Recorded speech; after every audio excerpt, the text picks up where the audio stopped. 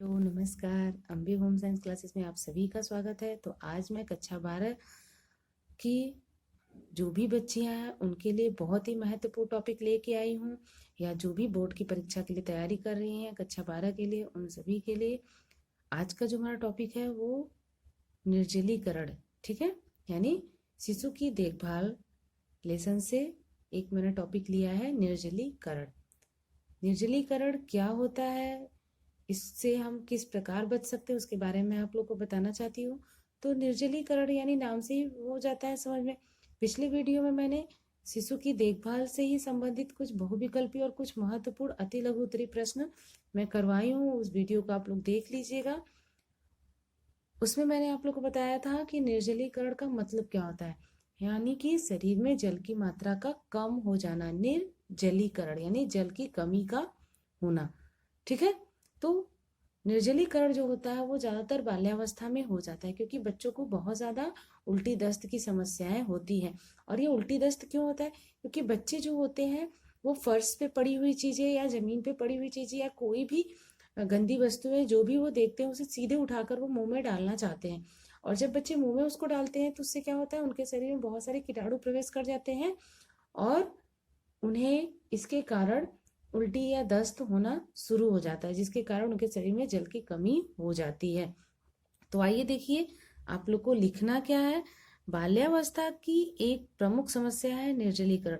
उल्टी दस्त के निरंतर होने की दशा में निर्जलीकरण की समस्या उत्पन्न हो जाती है। निर्जलीकरण का अर्थ है शरीर में सामान्य से कम मात्रा में जल का रह जाना, अर्थात शरीर में जल की मात्रा घट जाना ही निर्जलीकरण है।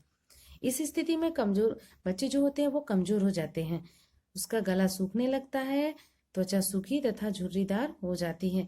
आप सब भी देखते होंगे, अगर जो भी स्त्रियां निर्जला व्रत रखती हैं, पूरे दिन पानी नहीं पीती, तो उनके भी चेहरे की क्या होती है, रौनक कम हो जाती है ना। तो वैसे ही बच्चों में भी होता है, बच्चे क्या, किसी के भी शरीर में अगर जल की मात्रा कम हो जाती है तो जो त्वचा होती है वो सूखी हो जाती है और गला सूखने लगता है और मूत्र विसर्जन की दर भी घट जाती है। निर्जलीकरण घातक हो सकता है। सामान्य रूप से शिशु को अतिसार या वमन से कोई खतरा नहीं होता, परंतु प्रबल निर्जलीकरण से उसकी मृत्यु हो सकती है। इसके उपचार के लिए लगभग 1 लीटर पानी उबालकर, यानी पानी से उबाले पानी को खौलाकर उसमें जो चूना जमता है ना, तो उस पानी को छान लीजिए। छानने के बाद उसको ठंडा करिए और उस पानी में 4-5 चम्मच चीनी तथा आधा चम्मच नमक मिला ले। इस पानी को थोड़ी थोड़ी मात्रा में थोड़े थोड़े समय के बाद बच्चे को पिलाते रहें, इससे निर्जलीकरण नहीं होगा।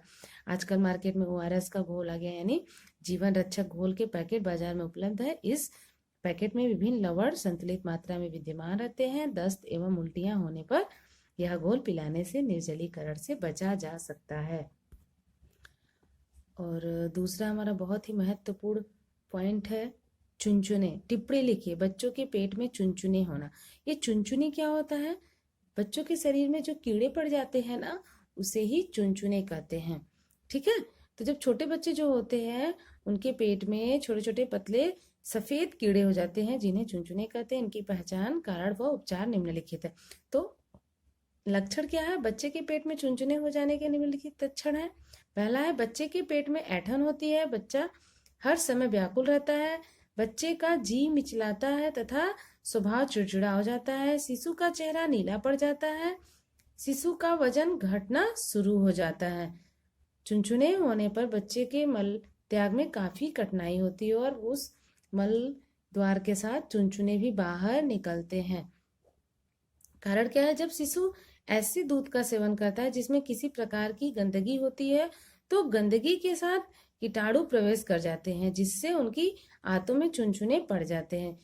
चूसनी आदि से भी ये कीड़े या कीड़ों के अंडे पेट में पहुंच जाते हैं। बचाव हम क्या कर सकते हैं, इसका उपचार, सामान्य स्वच्छता का ध्यान रखें तथा इस बात का भी ध्यान रखें कि बच्चा किसी गंदी वस्तु को मुंह में ना डाले।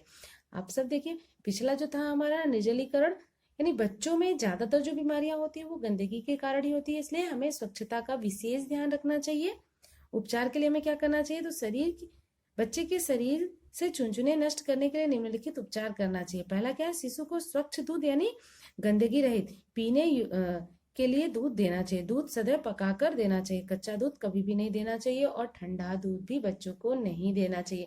हल्का गर्म करके फिर बच्चों को दूध देना चाहिए। दूसरा है शिशु के पोतड़ों को निसंक्रमण द्वारा धोना चाहिए, यानी पानी जो भी है पानी उनके पोतड़ों को साफ करने के लिए साफ सुथरा या स्वच्छ पानी का प्रयोग करना चाहिए। तीसरा है शिशु के कपड़े को गर्म पानी में उबालकर धोना चाहिए। और चौथा है बच्चे को चीनी या अन्य मीठे वाले पदार्थ को कम खिलाना चाहिए, क्योंकि मीठा वाला पदार्थ ज़्यादा खाने से चुनचुने बढ़ जाते हैं। तो आप लोगों के लिए नेक्स्ट वीडियो में मैं कुछ और भी महत्वपूर्ण प्रश्न लेके आऊंगी जो आपके बोर्ड परीक्षा में आने की संभावना है। धन्यवाद।